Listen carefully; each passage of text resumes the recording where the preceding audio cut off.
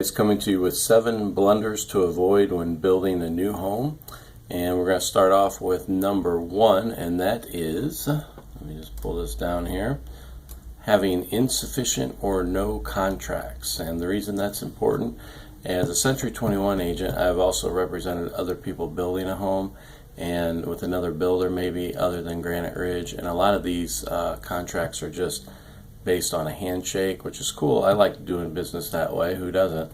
And however, the issue is what happens if there's an overage on an item, or what happens if the builder didn't spend the amount that they were planning on spending for an item. Then shouldn't you get that money back? So it's very important to have a contract in writing so you know exactly what you're getting. One thing I like about the Granite Ridge process, they have over 180 line items specifying exactly what you're getting. It also covers security in case what if something goes wrong, what actions do we take at that point.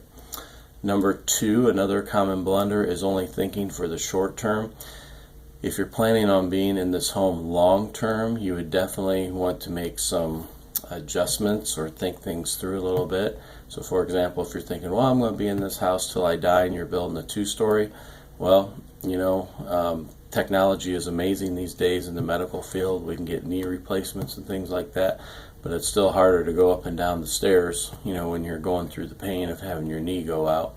So you may want to consider, you know, putting the master bedroom downstairs, or going with a lower threshold, which is meaning, you know, less steps, that kind of thing, if you're thinking you're going to be in the home long term. Number 3, not double checking the windows. You might shell out some extra money to get energy efficient windows, but what if they're installed incorrectly? So one huge benefit building in Elkhart County is you get inspectors to come through the home, check things out. However, you still may want to make sure that your windows are being inspected properly, because if they're not, faulty installation can lead to hot or cold air coming in or out, increasing your utility costs, putting your home at risk for mildew and mold, that kind of thing. Letting bathrooms put your relationship in the toilet, literally.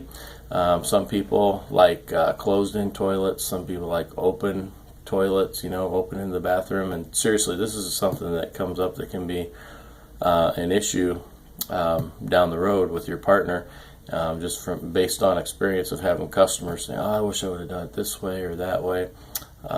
So you definitely want to make sure you and your partner are on the same page when it comes to the bathroom. All right, that's a pretty important deal. Number 5, how about skipping an inspection? You are allowed, you know, the opportunity to have an inspection at the when the house is done, even though the county and the cities are typically inspecting it throughout. Why not? You know, because you might come across something that you didn't expect or was missed by somebody. Number 6, ignoring the ductwork. If the ductwork isn't properly sealed, it can raise your energy bills by about 20%. One benefit about the Granite Ridge homes, we have a third party coming in and checking the ductwork at installation stage and also at the final stage. So you know, when you're in a basement, you can see some of the exposed ductwork. However, behind the walls, there's ductwork that you can't see. And again, we have an energy company come in at the installation stage and check that out. We actually put a builder tape on there, or it's like a foil tape, or mastic, which is like a builder cement. And these energy inspectors will actually go in there with different, they'll conduct a series of tests and make sure that the leakage is non-existent or very minimal. Number 7, not anticipating delays. Right now is end of July, and we are on if somebody has to get the construction financing in their name, we're on a 10-month time frame to build. That's anticipating some delays like weather delays, labor delays, stuff like that. And if we're carrying the construction loan a little quicker, about 7 months.